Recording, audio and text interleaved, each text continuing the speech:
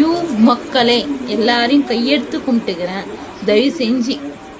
தயவு செஞ்சு மக்களே உங்ககிட்ட ஒரு வாய்ப்பா நான் கேட்குறேன். கண்டிப்பா இது நீங்க எல்லாருமே செய்யணும். சின்னவங்கலேருந்து பெரியவங்கலேருந்து தங்கச்சிலேருந்து தம்பிலேருந்து அண்ணன்லேருந்து அப்பாலேருந்து எல்லாருமே செய்யணும். கண்டிப்பா தளபதிக்கு ஒரு வாய்ப்பு கொடுங்க. தயவு செஞ்சு கேட்குற ஒரு வாய்ப்பு கொடுங்க. எல்லாருக்கும் நல்லது நடக்கணும்னா நம்ம தளபதியை மனசுல நீங்க எல்லாருமே வச்சிருக்கணும். மனசுல வச்சின்னு சிந்திச்சு ஓட்டு அளிங்க, சிந்திச்சு ஓட்டு போடுங்க. மக்களை ஆண்டவங்களே ஆளக்கூடாது. இன்னும் செஞ்சுட்டாங்க. 10 வருஷம் ஆண்டவங்க இருக்கிறாங்க, 75 வருஷம் ஆண்டவங்க இருக்கிறாங்க. ஆனா நம்மளுக்கு என்ன தீர்வு கிடைச்சிச்சு? ஒரு தீர்வு கூட இல்லை. அதே பள்ளமான ரோடு தான், அதே தண்ணி போவாத வாய்க்காதான், அதே கரண்ட் கட்டாகும் தான், அதே தண்ணி வராம போகும். எத்தனை ஊர்ல நான் போய் பிரச்சாரம் பண்றேன் மக்களே.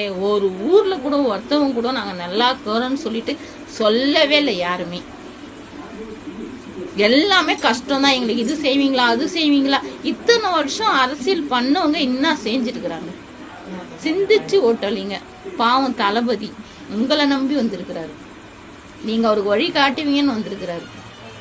எம்ஜிஆர் எங்க திரை உலகத்துல இருந்து வந்தவர் தான். ஆனா மக்களுக்கு நல்லது செய்யணும் தானே வந்தாரு. அம்மா எங்கிருந்து வந்தவங்க? திரை உலகத்துல இருந்து வந்தவங்க. ஆனா மக்களுக்கு செய்யணும்னு வந்தாங்க. ஆனா நல்லவங்களெல்லாம் யாரும் ஆண்டை விட்டு வைக்கிறது இல்லை. ஆனா நம்மளுக்கு இன்னொன்னு, எம்ஜிஆருக்கு பதிலாக அடுத்த ஆளு தளபதியை கொடுத்துருக்குறாங்க.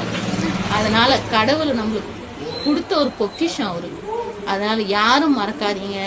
தயவு செஞ்சு எல்லாரும் ஓட்டளிங்க. தளபதியை நெஞ்சில் வச்சுக்கின்னு கண்டிப்பா ஓட்டளிக்கணும் மக்களே.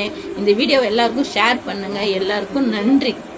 விசில் சின்னத்தை மறக்காதீங்க.